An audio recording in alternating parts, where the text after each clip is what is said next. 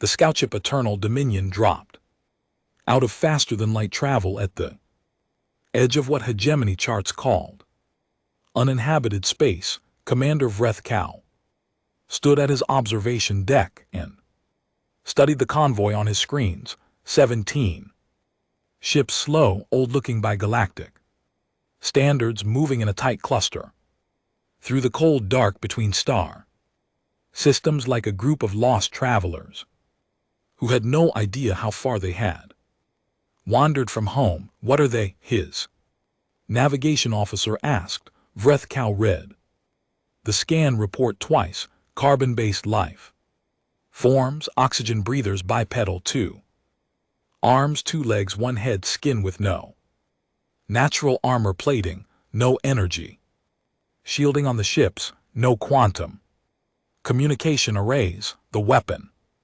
signatures were almost sad.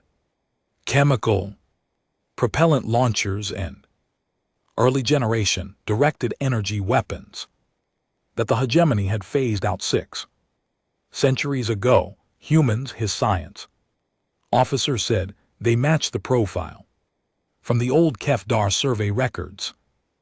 Young species, they have barely left their home system. Vrethkow had heard of humans. Everyone in the hegemony had heard of humans the same way you heard about insects in a garden. Present, unimportant, easy to remove if they became a problem. Are they in hegemony?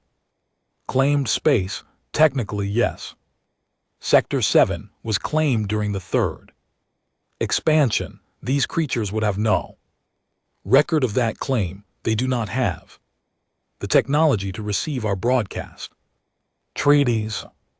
Vrethkow folded 2 of his forearms behind his back. The Kefdar survey records were 200 years old. These humans had apparently made it to this corridor of space on their own. Primitive ships, primitive weapons, soft bodies. He thought about what the hegemony required of species found in claimed space. There was a protocol. It was simple. It had been applied 400 times in the history of the Empire, and it had never once failed. Hail them, he said, on the human colony ship Perseverance. Captain Yale HFY was eating a cold sandwich at her command station when the alien signal came through. It was not a language her translator recognized. It arrived on frequencies that human ships did not normally monitor. Her communications officer, a young man named Diaz, caught it only by accident while running a routine sweep. Cap, he said, we have got something weird. HFY put down her sandwich. The signal was high frequency, mathematically structured and repeating.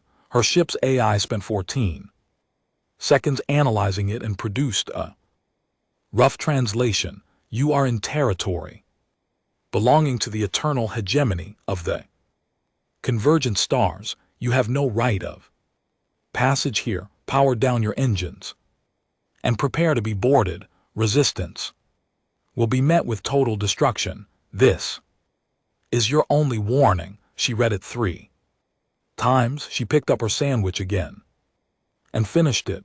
Diaz, she said, get me Fleet Commander Torres on the new Carthage. Torres appeared on screen 30 seconds later. He was a broad man with gray at his temples and the particular tired look of someone who had been managing 40,000 colonists across 17 ships for the past 8 months. His eyes already had the message in them before she said a word. I saw it, he said. We are a long way from backup, she said. Yes, you think they mean it. Torres looked off screen for a moment. When he looked back, his face was settled, decided. Yale, in the entire history of first contact situations, how many times has the alien with the bigger guns been bluffing? She thought about it. The silence was its own answer. Right, she said. Battle stations What Vrethka saw next confused him. The human convoy did not power down, it did not scatter, it did not freeze, which was the most common response when primitive species received the hegemony. Greeting, a paralysis born of pure shock. That usually lasted long enough for boarding parties to deploy without resistance. Instead, the 17 ships rearranged themselves. The largest vessels moved to the outside of the formation, the smaller ships tucked in. Behind them, the convoy transformed from a loose traveling cluster into a tight defensive shell in under 2 minutes. They were forming up for combat. They cannot be serious, Radika said. The Eternal Dominion was a hegemony cruiser class warship. It was 4.2 km long. Its particle lance batteries could cut a moon in half on a sustained burn. It had survived 3 full-scale fleet engagements in the past century without a single hull breach. The largest human ship was roughly 800 m. Its weapons, according to the scan, would not have scratched the Dominion's hull plating under any realistic engagement scenario. They must be hoping to negotiate from a show of force, his science officer said. A bluff. Hail them again. Torres received the second message on the New Carthage's bridge. His crew was at stations. The convoy had formed up. Everyone was calm in the specific way that trained people go calm when the moment they trained for finally arrives. The AI translation came through faster. This time you are outmatched. Stand down. We do not wish to destroy you. Surrender your vessels and your people will be treated according to hegemony protocols for uncontacted species. Torres read it aloud. Lieutenant Commander Chen, his tactical officer, made a sound that was not quite a laugh. Hegemony protocols for uncontacted species, she repeated. That is a very polite phrase for something very ugly. It is, Torres agreed. He thought about the 40,000 people in this convoy.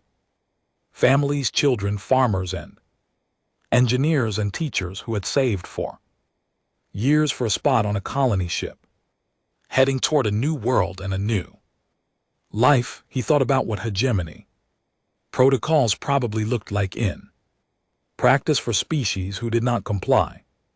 He keyed his transmitter. This is Fleet Commander Raphael Torres of the Earth Colonial Authority vessel New Carthage. You have entered engagement range of 17 armed vessels of the human colonial fleet. We are not surrendering. We are not powering down. If you fire on us, we fire back. That is the only message I have for you. He clicked off the transmitter. Chen, he said, what do we have? She did not hesitate. She had been running the numbers for the past 10 minutes. Point defense grids are hot across all 17 ships. Mac rounds loaded. Missile tubes warm. The lead Gulf and the Austerlitz are on our flanks with full combat loads. She paused. Sir, they have one ship. It is big, but it is one ship. Torres stood up from his command chair. He looked at the alien vessel on his screen. 4 km of metal and weapons, built by an empire that had been conquering species for longer than humanity had had writing. One ship sent to scare us into surrendering, he said. Standard intimidation works on species that have never had to fight for anything. He walked to the center of the bridge. Let's show them what it looks like when it doesn't work. The Eternal Dominion fired one warning shot, a low-power particle lance discharge.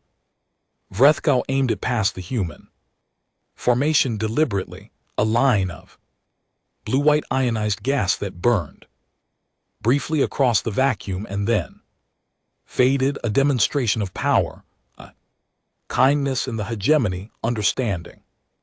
Of the word, it had always worked. Before, all 17 human ships opened fire. Simultaneously, Vrethkow's bridge erupted alerts, damage reports. The Dominion shuddered physically. Shuddered, a vibration he felt through the deck plates as human projectiles struck the forward hull, not energy. Weapons, chunks of metal accelerated too.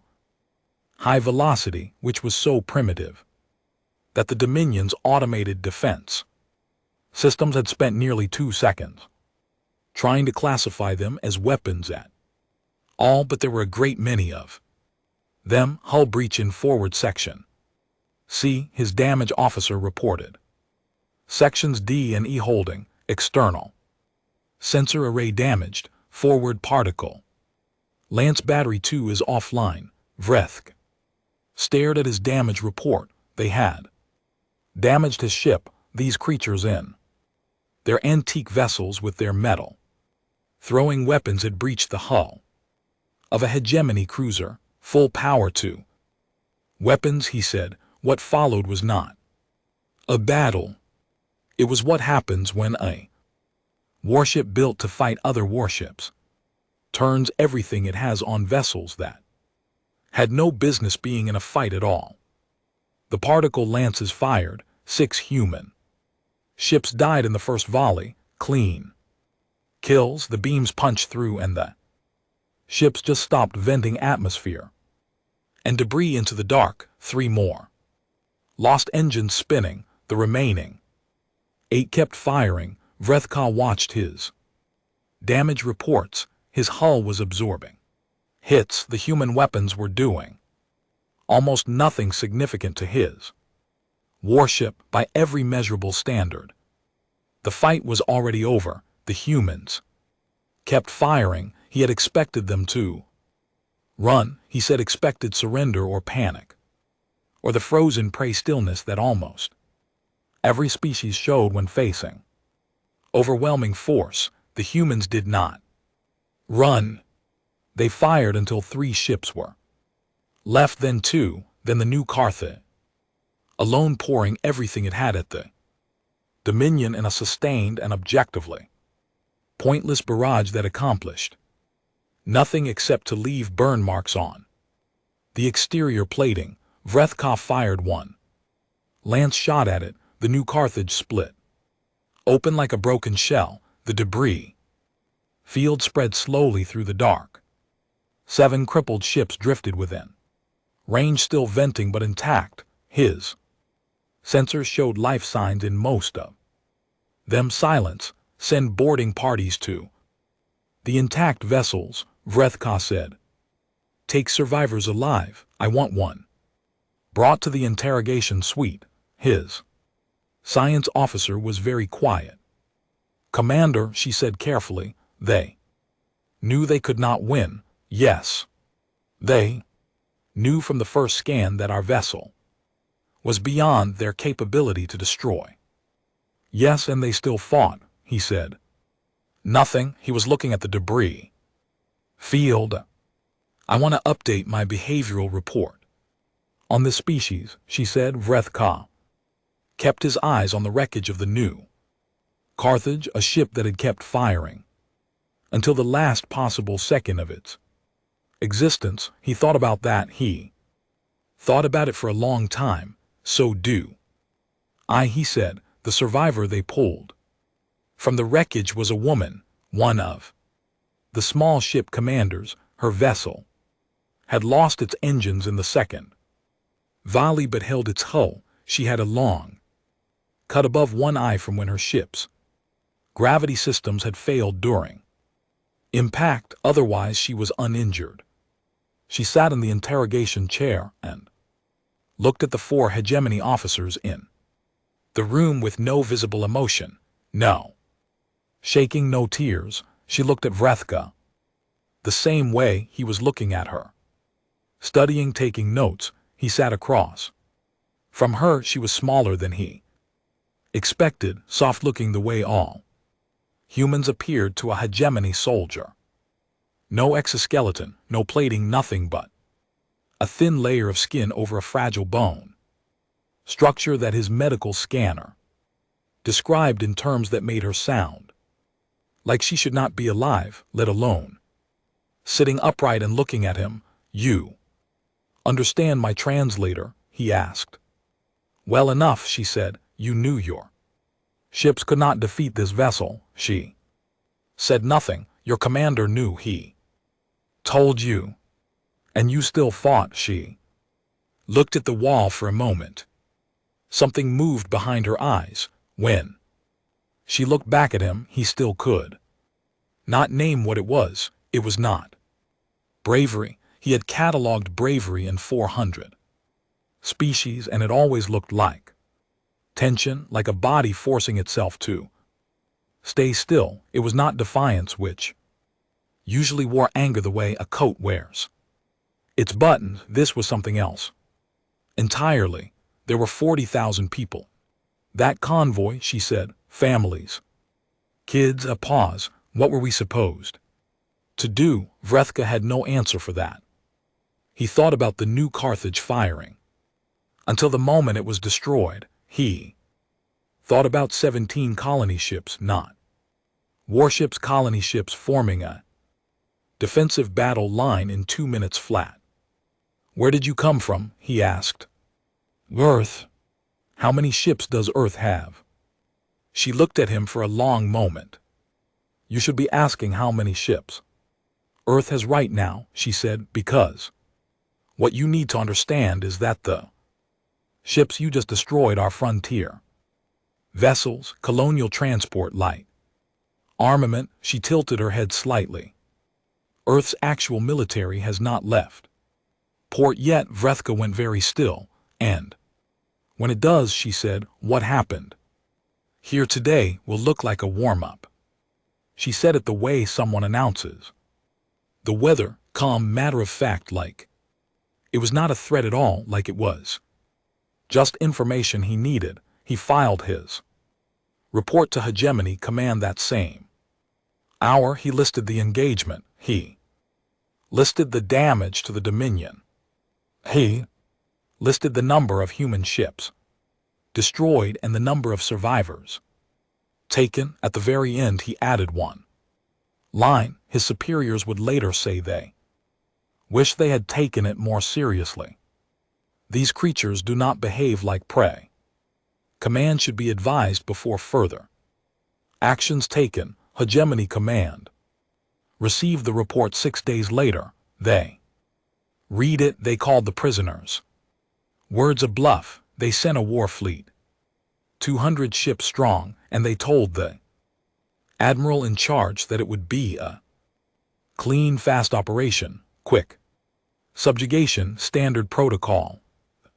Admiral's name was Keith Mora. He was confident. He had suppressed 9 species in his career. He had never lost a single major engagement. He had never met a human before. He was about to.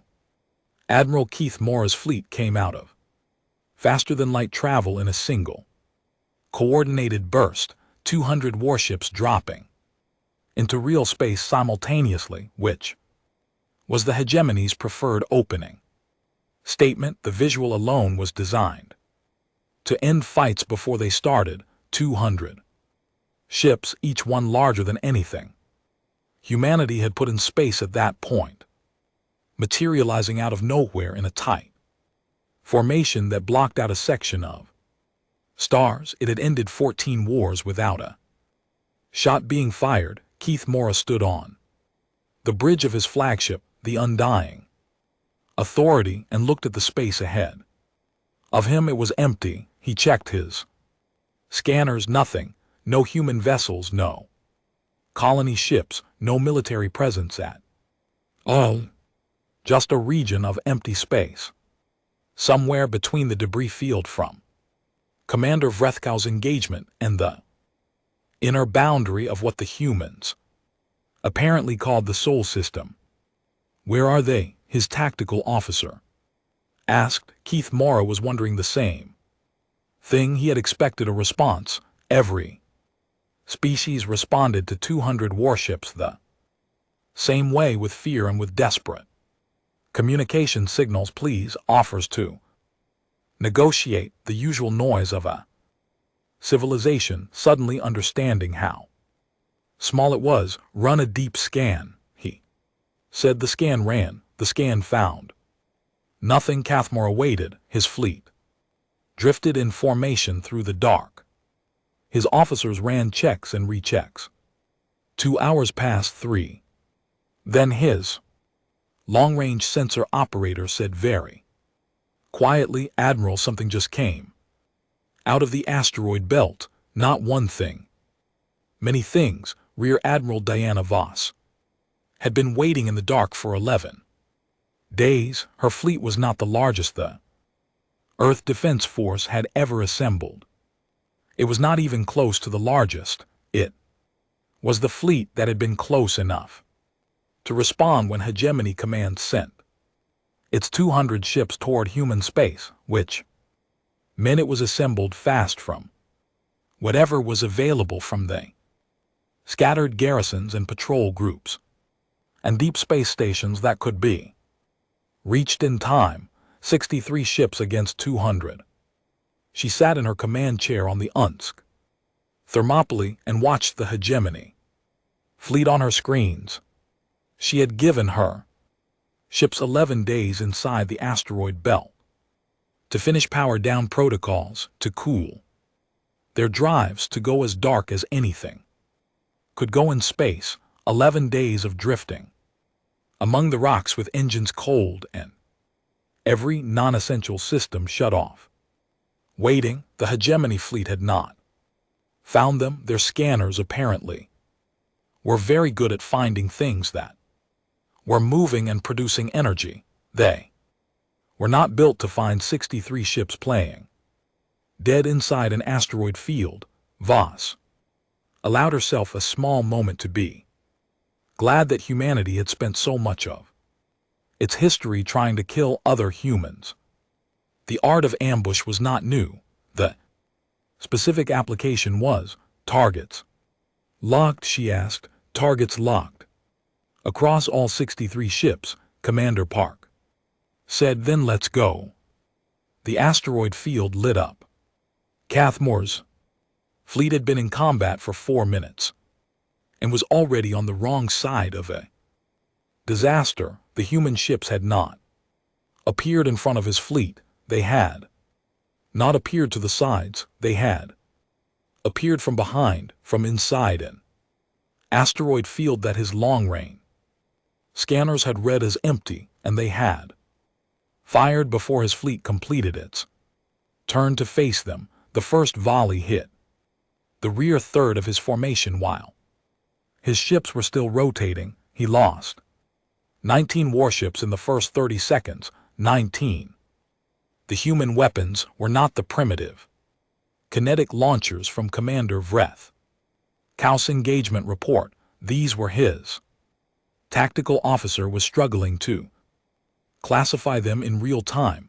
Accelerated mass drivers operating at a scale that the Hegemony had no recorded equivalent for.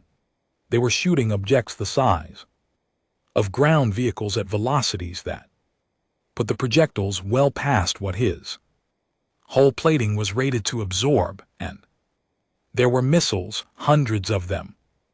Smart missiles that did something his tactical computers initially flagged as an error before they confirmed it was intentional. The missiles were targeting specific systems on his ships, drive cores, weapon arrays, command bridges. The missiles were not simply trying to destroy, they were trying to disable in precise ways, which meant the humans had read his fleet's technical specifications and reverse-engineered targeting solutions in less than 2 weeks from a standing start. Return fire, Cathmore said. All batteries full spread. The undying authorities weapons opened up. 200 ships worth of particle lances and plasma batteries and mass drivers filled the space between the fleets with fire. The human ships moved. They moved in ways that made Kethmore's tactical computer flag. Configuration error twice before it. Accepted that what it was seeing was real. Human ships did not fly in straight lines or predictable arcs. They rotated on 3 axes simultaneously. They used their own damaged ships as cover. They fired while moving laterally at speeds his targeting systems were designed to account for but kept missing anyway because the humans were changing speed as well as direction in the same moment. His fleet was bigger. His fleet hit more often. His fleet was doing damage. But 63 human ships were eating 200 hegemony warships alive because the humans were fighting like they had invented the concept of fighting and had been practicing it every single day. Since how are they doing this? His science officer demanded. No one answered her. Admiral, his tactical officer said, and the quality of his voice was something Kethmore had never heard from him before. We have lost 41 ships 4 minutes and 11 seconds into the engagement. Voss watched her screens with the focused attention of someone doing a job they had been preparing to do for a long time. The hegemony fleet was massive. She was not pretending. Otherwise, her ships were taking damage. Real damage, serious damage. The suspect had lost its forward hull section. The Midway was venting plasma from a drive hit and had dropped out of formation. 3 of her destroyers were gone, but the math was moving in the right direction. The humans had spent a very long time fighting each other. They had fought in every environment under every condition with every level of technology. From sticks to nuclear warheads, they had fought wars that lasted hours and wars that lasted centuries. They had developed doctrine and counter-doctrine and counter-doctrine in an endless cycle of mutual innovation that no other species in the galaxy had ever experienced, because no other species had spent 10,000 years in constant conflict with versions of itself. Hegemony warships were built on the assumption that the enemy would behave in a predictable way because every enemy they had faced before had been predictable. Different biology, different technology, but the same basic decision-making process when faced with superior firepower, the instinct to form up to absorb damage from the front to protect the center. Humans did not do that. Humans swarmed, humans split. Humans sent damaged ships forward as bait while intact ones flanked. Humans fired missiles in patterns that were only readable as patterns after the fact. When you were already burning, Kethmore's fleet was trying to fight a war. Voss's fleet was trying to solve a problem. The difference was not small. The Undying Authority is breaking formation, Commander Park reported. The hegemony flagship is pulling back. Don't let it go, Voss said. Ma'am, it has the speed advantage on. Don't let it go. I want that ship. Thermopylae swung hard to port and the pursuit began. Kethmore knew the engagement was lost. He had known it for 6 minutes already, but had been unwilling to say it, which was a form of cowardice. He would examine with great shame later. Assuming there was a later, he had lost 70 ships. He had killed 9 human vessels. 9. The numbers did not balance in any way that allowed for a good outcome. He ordered retreat. Most of his remaining fleet made it to FTL. Most, the Undying Authority, did not. The human flagship, the Thermopylae, he would learn later, named after a battle where 300 soldiers held a pass against 1,000,000 invaders, ran down his flagship. At the edge of the engagement zone, 2 Human destroyers cut off his FTL. Approach vector, a third put a salvo of. Mass driver rounds through his starboard. Engine section, the undying authority. Went dead in space when the human boarding parties came through his hull. Kethmore was on the bridge, standing at his station. Because there was nothing else to do, he had considered many things in the past. Few minutes, he had considered fighting. He had considered activating the ship's self-destruct, which was standard hegemony protocol for flagship capture. To prevent intelligence loss, he had not activated it. He was not sure why.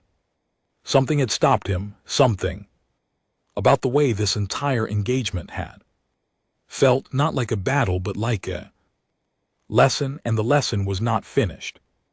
Yet the humans who came through his bridge door were not wearing what he expected. No power armor, no heavy weapons platforms, just soldiers in practical combat suits carrying weapons, efficiently moving with the specific economy of motion that marked people who had done something so times it had become automatic. One of them stopped in front of him. She was a woman, short hair, a thin scar on her jaw. Her weapon was pointed at the floor, not at him.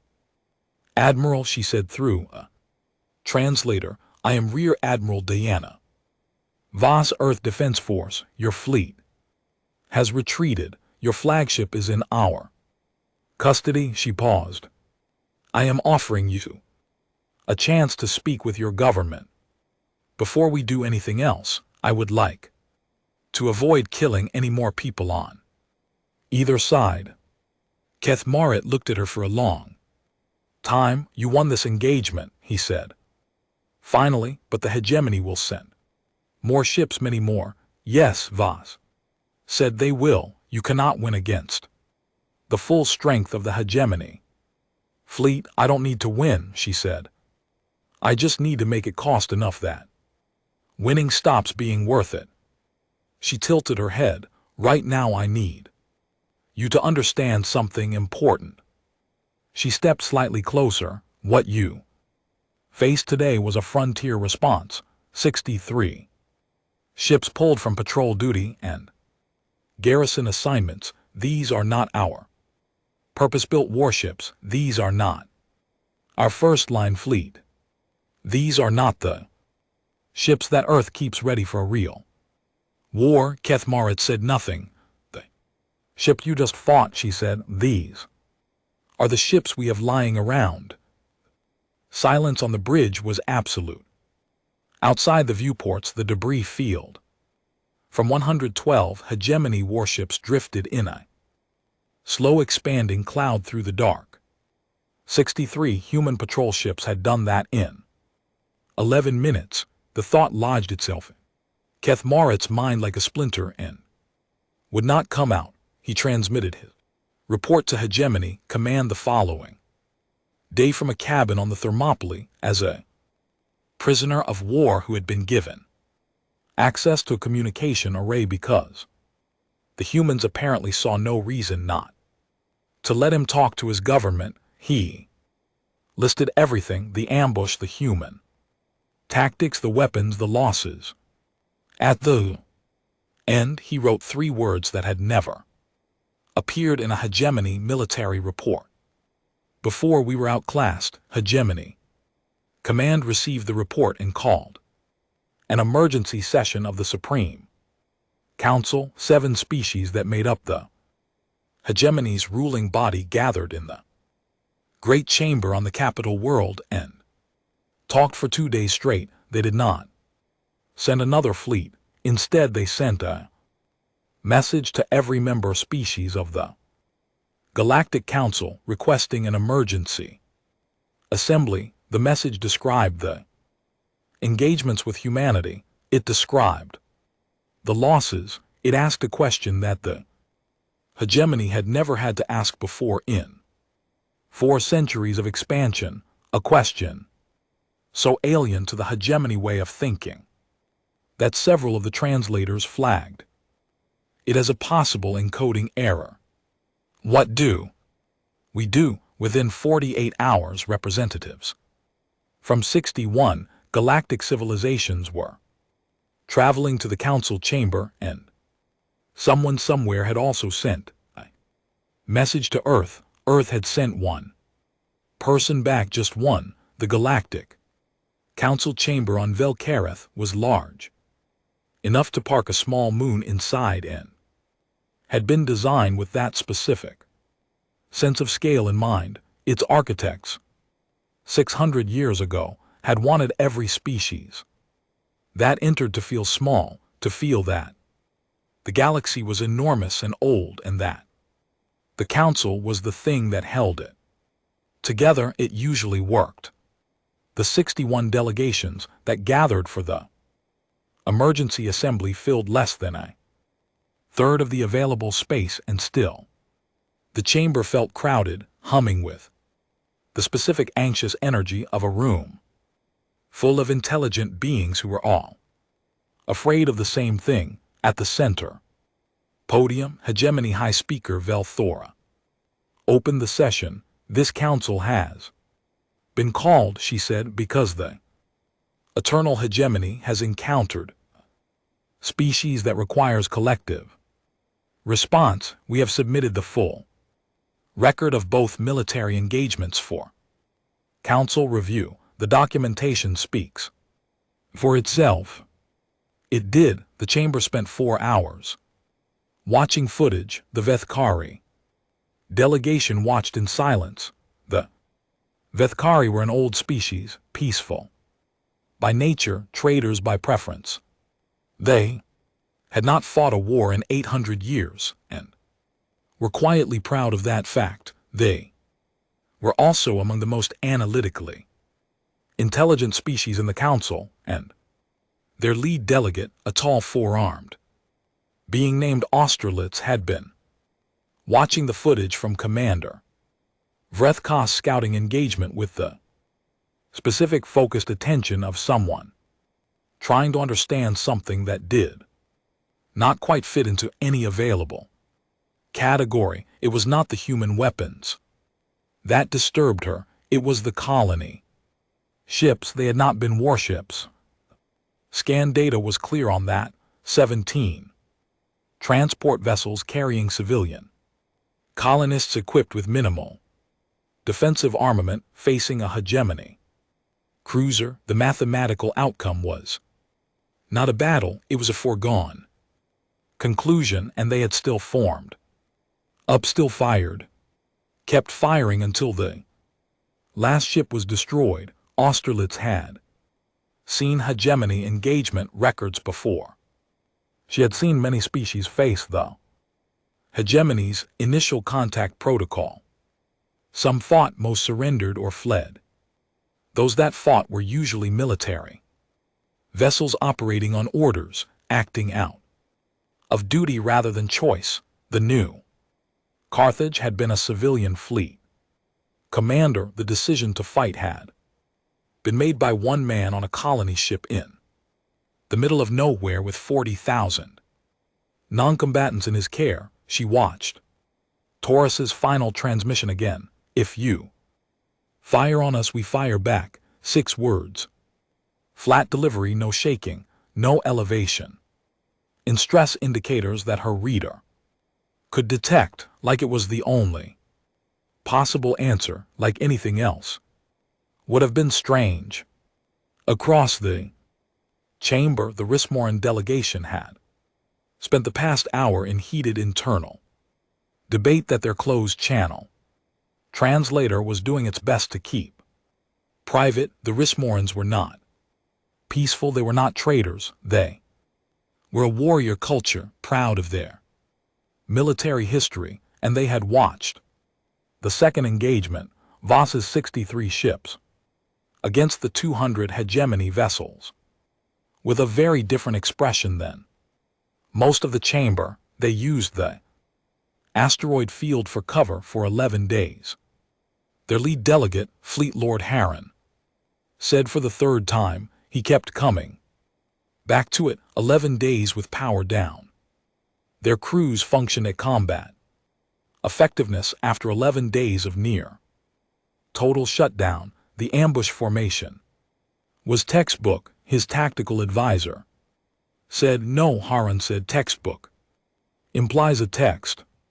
They invented that formation in 2 weeks against an enemy they had never encountered before. He watched the footage of the Thermopylae running down the undying authority.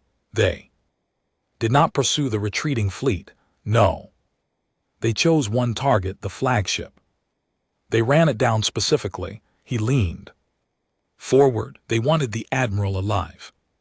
They wanted him to report back. His tactical advisor was quiet for a moment. They were teaching the hegemony lesson. They were sending a message. Harun said everything about that engagement was a message. He watched the footage loop back to the beginning. 63 ships coming out of an asteroid field. First coordinated volley. 19 hegemony ships dead in 30 seconds. And the message was, we held back, he said. That last part very quietly. The rest of his delegation heard it anyway. The floor opened for debate after the footage review. 47 species attempted to speak within the first 10 minutes.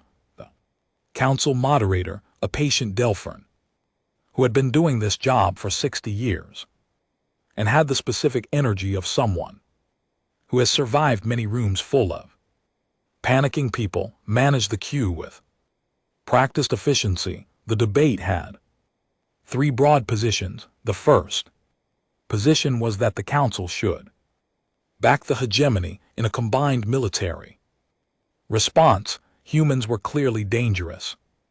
Combined Galactic Council military strength represented forces from 61 civilizations.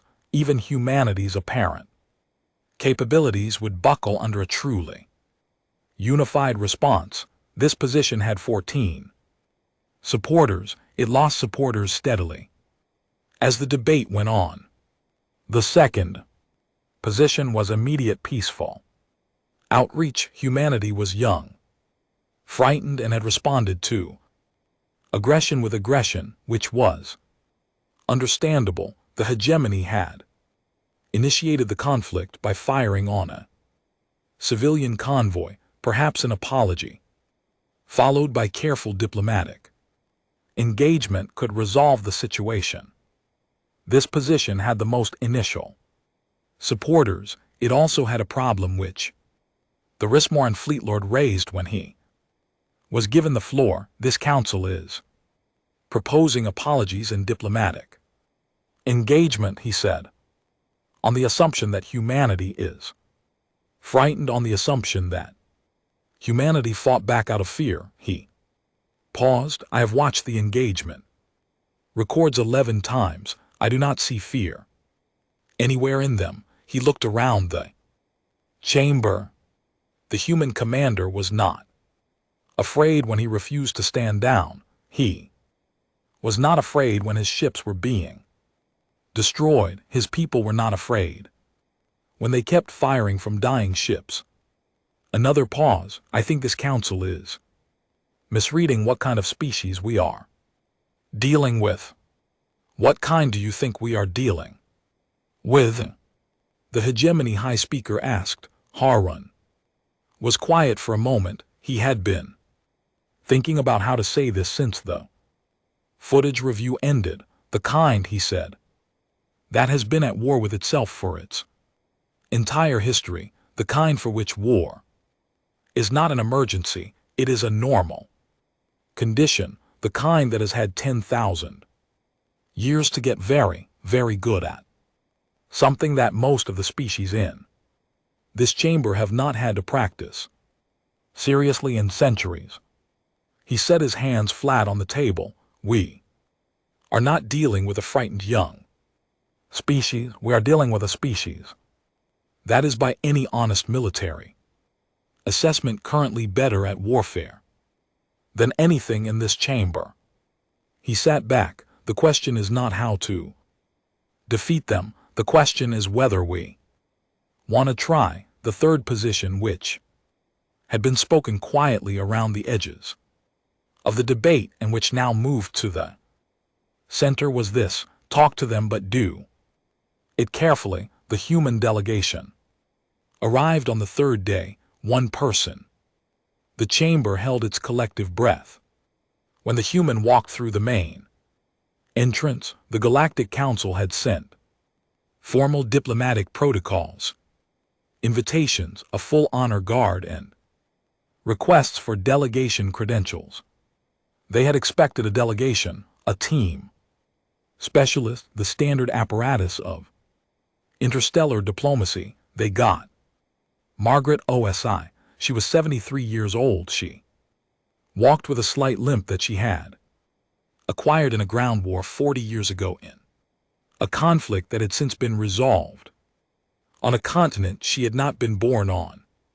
She had spent 22 years as a combat officer and 30 years as a diplomat, which she considered to be the same job, done at different speeds. She wore a plain gray jacket, no medals though she had many. She carried a small bag and a data pad and nothing else. She walked to the human delegation's assigned position in the chamber floor, set down her bag, and looked up at the 61 species staring at her. Shall we begin? She said. Hegemony High Speaker addressed her. First, Ambassador OSI, on behalf of the Galactic Council, I'm not an ambassador, Margaret said pleasantly. I'm an envoy. There's a difference. An ambassador has the authority to make binding commitments on behalf of her government. An envoy carries a message and listens to messages in return. She set her data pad on the table. Earth sent me to listen and to deliver a message. Whether anything comes after that depends entirely on what I hear. Silence. What is Earth's message?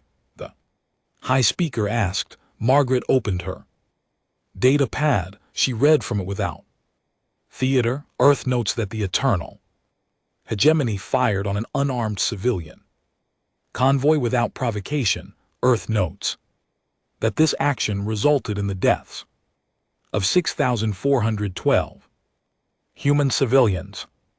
Earth notes that a subsequent hegemony military fleet of 200 warships entered human adjacent space with clearly hostile intent. Earth notes that this fleet was neutralized by Earth Defense Force units at a cost of 309 human military personnel. She looked up from the pad. Earth position is this: the hegemony will acknowledge its unprovoked attack on human civilians. The hegemony will pay reparations to the families of those killed. The hegemony will formally recognize human territorial rights in all currently and previously inhabited human space. She closed the pad. In return, Earth will consider this matter resolved and will not pursue further military action. She looked up at the hegemony delegation. Specifically, those are Earth's terms. They are not a starting position for negotiation. They are the terms. The High Speaker's expression was something between outrage and careful calculation. You speak of reparations and acknowledgement to the most powerful empire in this galaxy as though you are the party with leverage. Margaret tilted her head. I am the hegemony has thousands of warships. Earth has.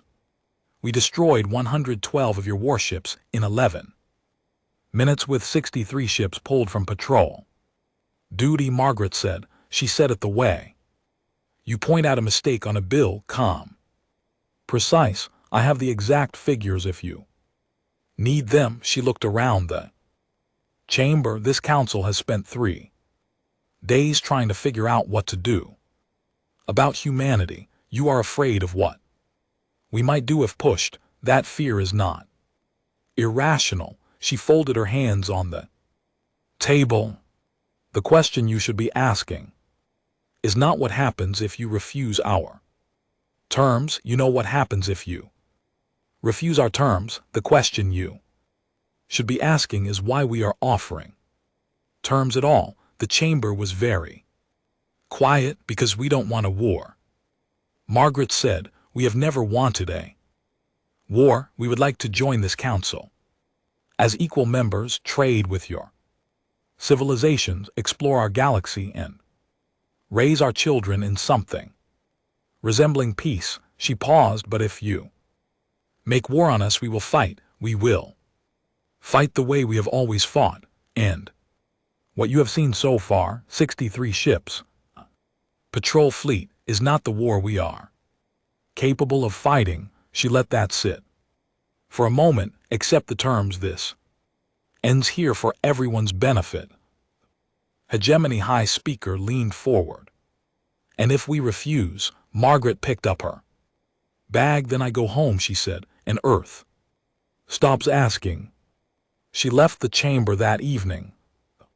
Council debated for 2 more days. On the morning of the 3rd day, the Hegemony Council voted. They rejected the terms. The vote was closer than the High Speaker would ever publicly admit. 14 members voted to accept. The rest voted against, driven by pride and by the deep institutional certainty of an empire that had never lost a war, that had absorbed 400 species into its structure, that could not physiologically process the idea of paying reparations to a species they had never heard of 18 months ago. Decision went out to all member fleets. Full mobilization. 10,000 warships designated for the solar system. Operation, the largest military action in hegemony history. No more patrol fleets, no more frontier engagements, no more lessons. This time they were going to end it. Margaret O'Shea received the news on her transport ship en route back to Earth. She sat with it for a long time. Then she sent a single coded message ahead to Earth Defense Command. 4 words. They said no. Prepared. She watched the stars move outside her viewport and felt something that was not quite sadness and not quite relief. Something in between. The feeling of a door that had been open for a while, finally closing. Earth had known this was possible. Earth had prepared for this. The hegemony did not know what Earth had prepared. Nobody in the galaxy did. That was, Margaret reflected, going to be a very unpleasant surprise.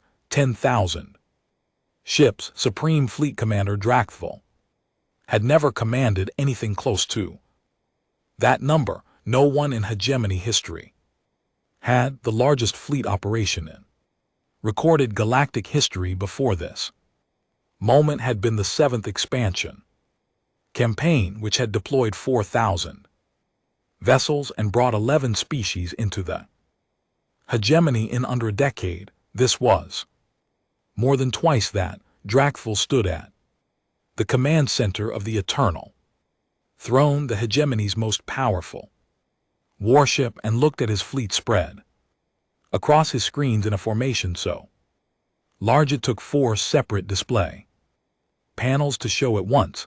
10,000 warships organized into 40 battle groups, each group capable of independently reducing a planetary surface to rubble.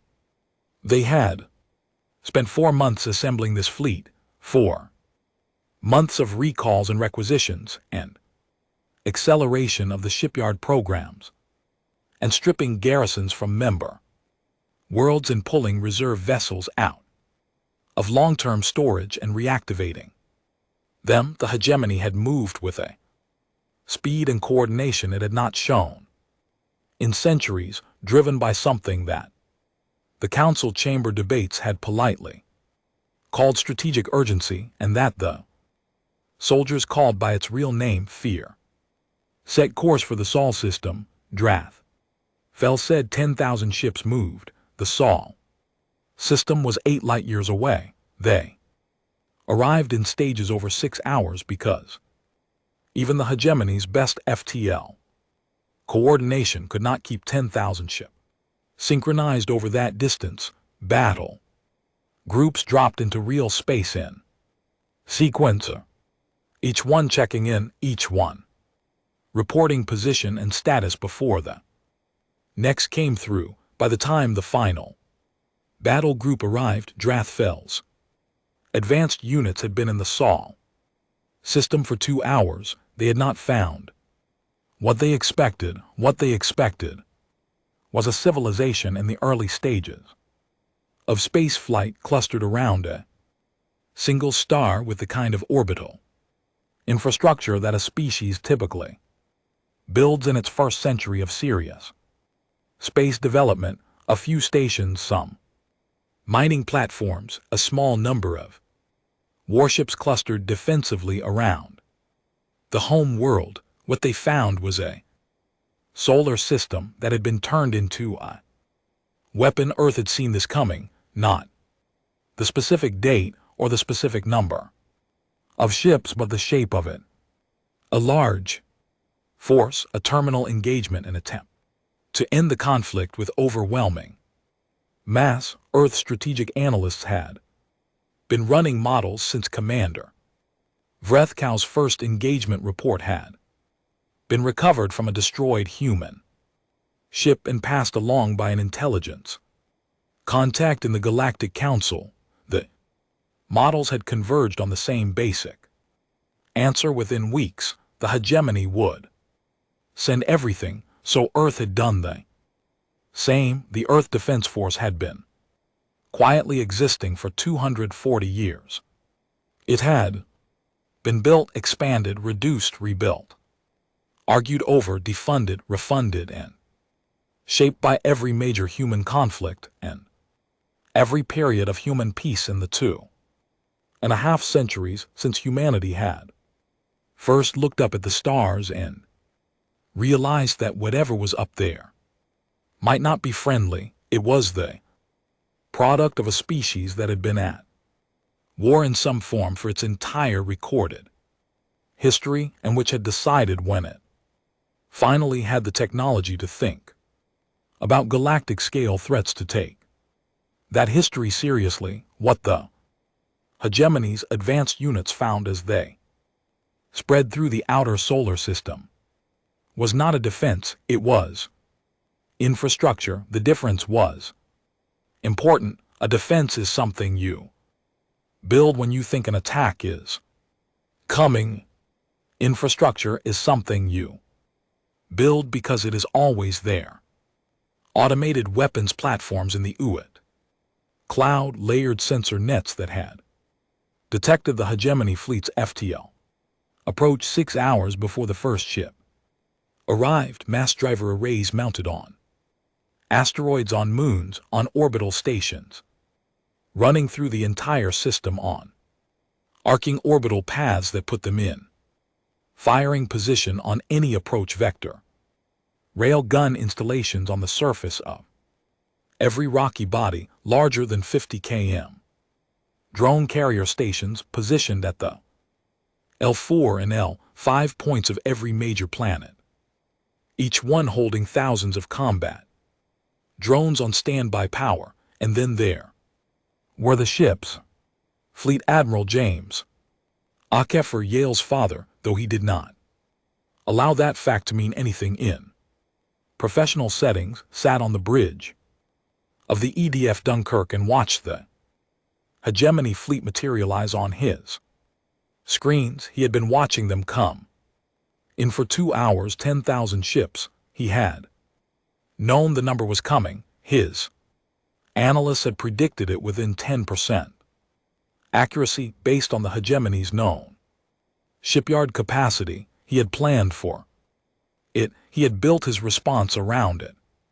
He had also, in the private hours of his own mind, felt the weight of it. 10,000 ships was not a number that fit inside a normal human intuition of military force. It was the kind of number that lived in history books. It was the kind of number that meant something on an existential level.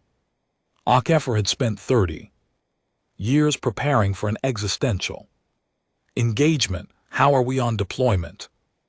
He asked. Battle groups Alpha through Delta are positioned at the inner system line, his tactical commander Vice Admiral Santos said. Echo through Kilo are at the outer asteroid belt. Omega group is at the order array. She paused. The hegemony's advance units have already triggered the first 3 automated sensor rings. They know we know they're here. Good, HFY said. I want them to know. Drone arrays hold until I give the word. Understood. Pause. Sir, they outnumber us 14-1. HFY looked at his screens. They outnumber the ships they can see, he said. What's on the drone manifest? 1.2 million combat drones across all arrays. What about the lunar installations? Hot and locked. Titan platforms online and at 98%.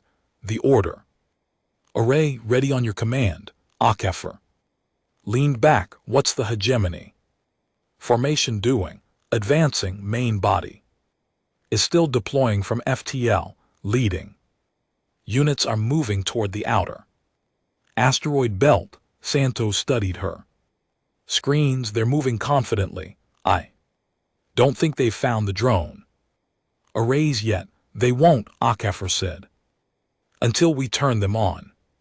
Supreme Fleet Commander Draffel did not understand what he was looking at. His advance units had reached the outer asteroid belt and found human warships waiting for them. That was expected. The human warships were larger than the patrol vessels from the previous engagements. Purpose-built military ships, well armed, and there were roughly 700 of them spread across the inner asteroid belt in a wide defensive screen. 700. He had 10,000 ships. Begin the engagement, he said. Standard formation. Push through the asteroid belt line and advance to the inner system. His leading battle groups moved forward. Then the asteroid belt moved, not metaphorically, not in a way that could be described as anything other than what it was. 3,000 asteroids ranging in size, from boulders to small mountains, fired simultaneously.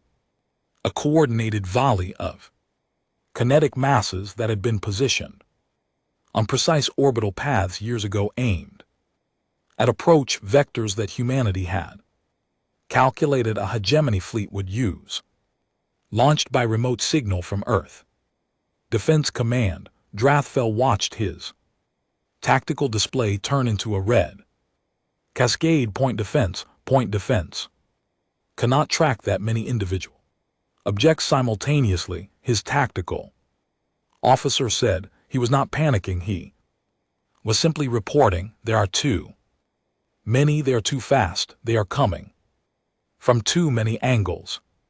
3 minutes after the asteroid belt fired, Draffel had lost 411 ships. He had not lost a single ship to the human warships. Yet he had lost them to rocks. Santos watched the first wave hit. Drone array, she said. Launch.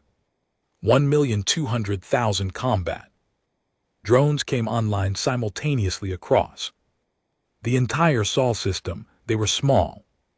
By hegemony warship standards, they were almost nothing. 2 m long, shaped like elongated cylinders carrying a single kinetic penetrator round and enough drive capacity for one high-speed attack run. They were not individually impressive.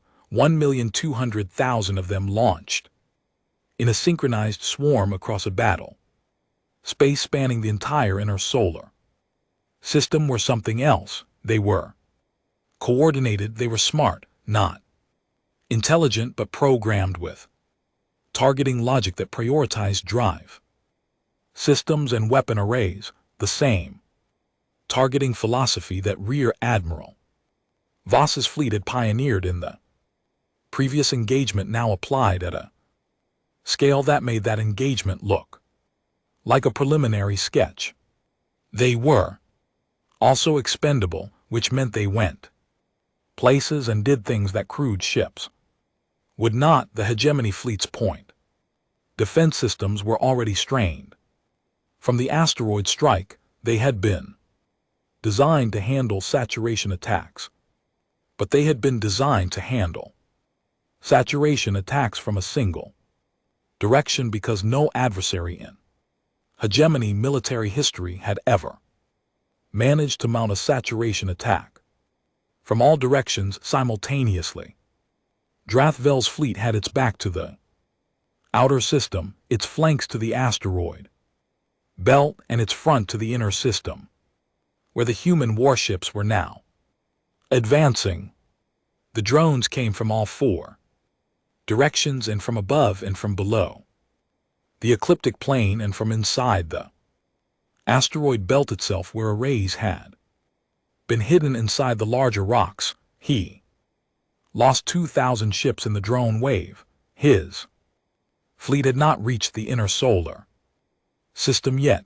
The battle took 11 hours. It had a shape, a terrible complex shape, that would be studied in military academies across the galaxy for centuries afterward. The human fleet did not fight a single battle, it fought 40 separate engagements simultaneously, each one precisely coordinated with the others, each one designed to push the hegemony fleet into specific positions, where the next wave of fire was already waiting.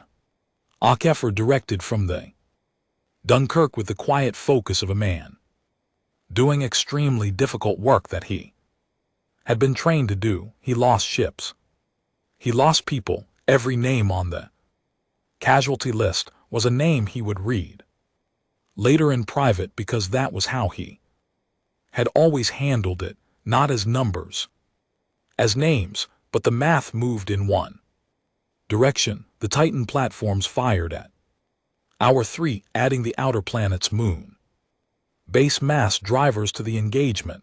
The Order Ray fired at Hour 7, catching the hegemony's reserve battle groups as they tried to hold position beyond the main engagement zone. HFY's shipboard fleet pushed into the hegemony's main body at Hour 9, when the hegemony formation had been broken by 6 hours of automated fire into disconnected clusters that could no longer support each other. At Hour 11, Supreme Fleet Commander Drathvel aboard the Eternal Throne did the mathematics.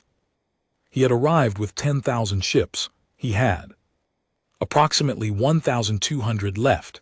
They were scattered across the solar system. They were damaged. They were out of coordinated formation for the first time since the battle began. The human warships were between them and the outer system. The automated platforms were between them and any clear FTL vector.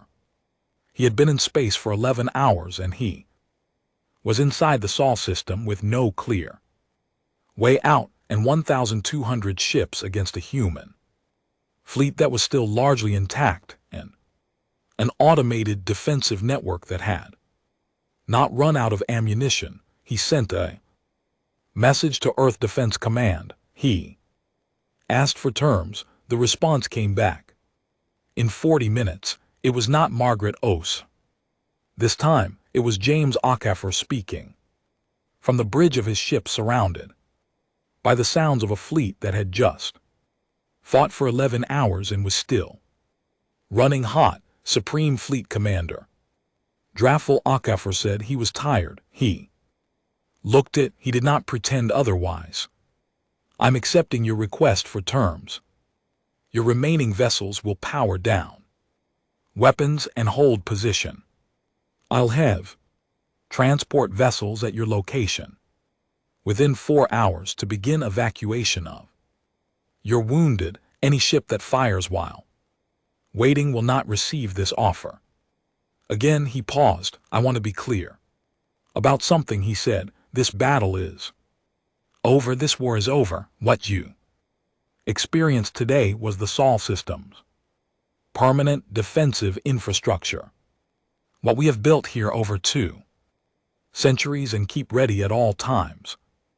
Another pause. It is not the sum total of Earth's military capacity. It is not close to the sum total of Earth's military capacity. He looked at the camera. What you saw today is what we do to protect one planet, what we are capable of doing beyond this system. That is a different number entirely. He let that land. Power down your weapons. Let us get your wounded. And then the hegemony is going to want to reconsider the terms Ambassador Osa offered. He clicked off. Draftville sat in silence for a long moment. 1,200 ships out of 10,000, and the human had just told him this was just the defense of one planet. He powered down his weapons. He sent the order to his fleet, and he began to understand in a way that felt like the ground disappearing from under his feet, that the hegemony had not been fighting a young, frightened species that was punching above its weight. It had been fighting a species that was fighting below its ceiling. There was a very large difference between those two things. He was only beginning to understand how large the galaxy learned in pieces. It did not learn all at once, the way you might expect news of a civilization-altering event to travel. It learned the way news actually travels, in fragments, in rumors, messages that arrived out of order, in second-hand accounts from ship crews who had been near the Sol system and picked up signal traffic that they couldn't quite believe they were reading. Hegemony Supreme Fleet loses engagement. In Sol system, 10,000 vessels deployed. 1,200 returned. Armistice requested.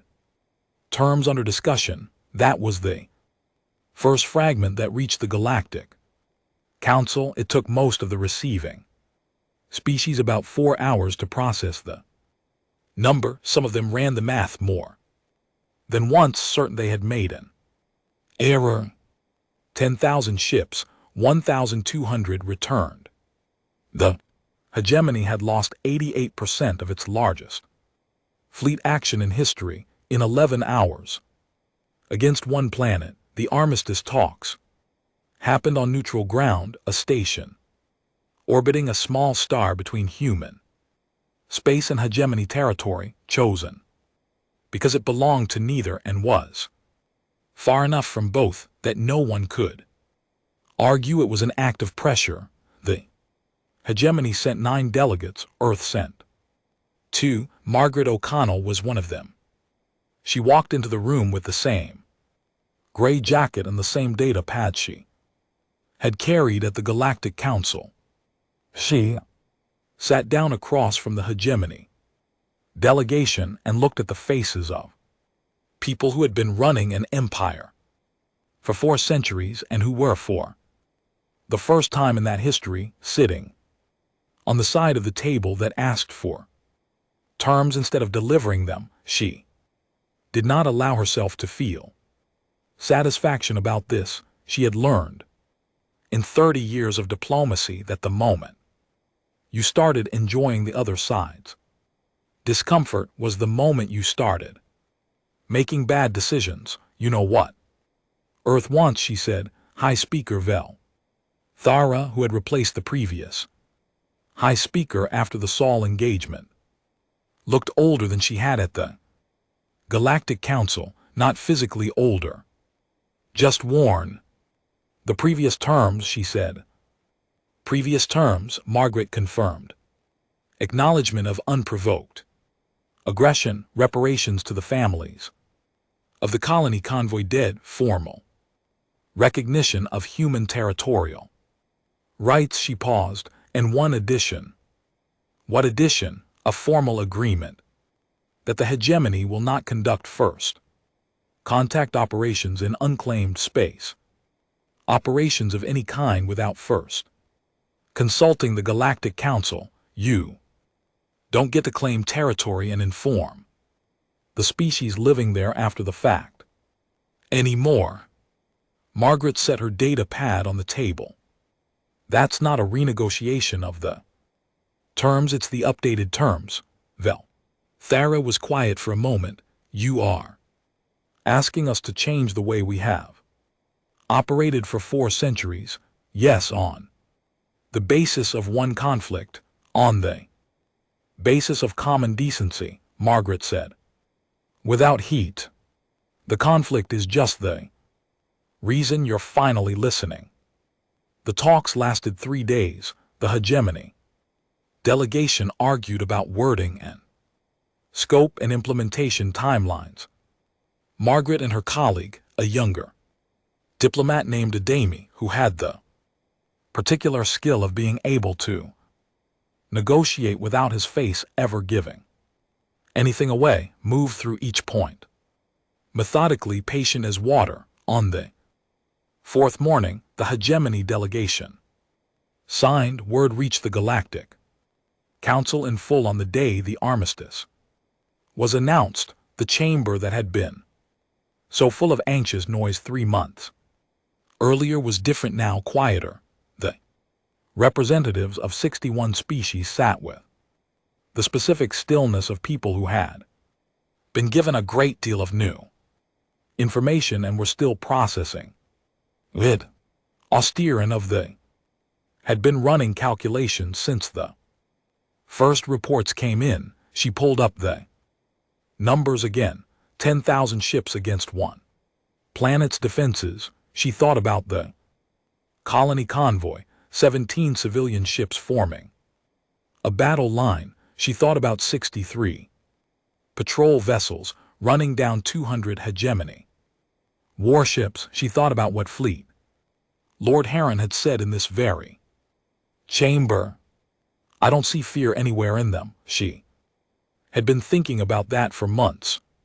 She had been thinking about why she was Vethchari. She had a deep practice capacity for understanding psychology across species lines, for reading the emotional logic behind observed behavior. She had 800 years of species interaction in her cultural history to draw on. She had not been able to explain the absence of fear. Now, sitting with the full picture, she thought she finally understood. It was not that humans lacked fear. Every species with a functional survival response felt fear. It was that humans had spent so much time in environments where fear was not the useful response, that they had learned deeply, culturally, generationally, to do something else. With it, they converted it. Fear went in, action came out, not a suppression, not a performance of bravery, a literal metabolic conversion trained into them by 10,000 years of being one of the most conflict-laden species in the galaxy's history. The colony convoy commander had been afraid. Akafor had been afraid in the Sol battle. Voss had been afraid. Facing 200 ships with 63, they had all been afraid, and they had all done the same thing with it. They had aimed it. Fleet Lord Heron of the Rismoran delegation requested a private meeting with the human diplomatic team the day after the armistice announcement. He met with Adami in a small conference room. He came alone. He sat down and looked at the young human diplomat across the table and was quiet for a moment before he said what he had come to say. I want to understand the number, he said. Adami waited. 10,000 ships came to Sol. 1,200 survived. This is being described in the hegemony's official communications as an unexpected defeat caused by fortified planetary defenses. Heron set his hands on the table. I am a military man. I spent 40 years in the Rismaran fleet before I became a diplomat. I understand fortified planetary defenses. He looked at Adeyemi steadily. What I do not understand is how one planet's defenses destroyed 88% of the largest fleet in hegemony history. Planets do not do that. Planets absorb bombardment. Planets do not go on the offensive into the middle of an incoming fleet and tear it apart. Adeyemi said nothing. The automated platforms, the drone arrays, the asteroid systems, those are not built in 3 months. Those are not built in 3 years. Harun leaned forward slightly. How long have you been building? Pause. How long do you think? Adeyemi asked. Harun did the math. Population, growth curves, infrastructure capacity, estimates, the sheer scale of what had been revealed in the Sol engagement, the number of installations, the volume of automated systems, the complexity of their coordination. 2 centuries, he said, at minimum. 240 years, Adeyemi said. Harun sat back. You have been preparing for a galactic-level conflict for 240 years. We have been preparing for the possibility of one, Adeyemi said. There is a difference. What triggered it? 240 years ago. What made Earth start building? Adeyemi was quiet. For a moment, we figured out we were not alone, he said. We picked up electromagnetic signals from civilizations and other systems. We did not know what those civilizations were like. We did not know if they were peaceful or hostile. We knew only that they were there and that the galaxy was very large and that we were very small. A pause. Earth had a long history of what happens when a more technologically advanced civilization encounters a less advanced one. We did not want to be on the wrong side of that equation. So you built, Harun said. We built, Adeyemi said, for 240 years while also maintaining normal civilian development, trade, science, art, medicine. A slight pause. We are very good at doing multiple things at once. Heron was quiet. For a long time, the solar system defenses, he said finally. The platforms, the arrays, that is Earth's defensive infrastructure. What about your offensive infrastructure? Adeyemi did not answer. His not answer was an answer. Heron sat with it. He thought about the colony convoy, the first engagement, the very first thing the hegemony had encountered. 17 civilian ships, and those civilian ships had been armed minimally, yes, but armed. The colonists on those ships had been traveling to establish a new world, and they had brought weapons because bringing weapons was apparently something humans did as a matter of course, the way other species packed provisions. He thought about the 63 patrol vessels that had destroyed 112 hegemony warships, patrol vessels, ships whose primary purpose was to make sure nobody was causing problems in human adjacent space. He thought about Sol, a fortress of a solar system that had been under construction for 2.5 centuries. He thought about the word offensive. I think, Heron said slowly, that I would like to recommend to the Rixmorix government that we pursue a very warm and genuine friendship with humanity. Adeyemi smiled for the first time in the conversation.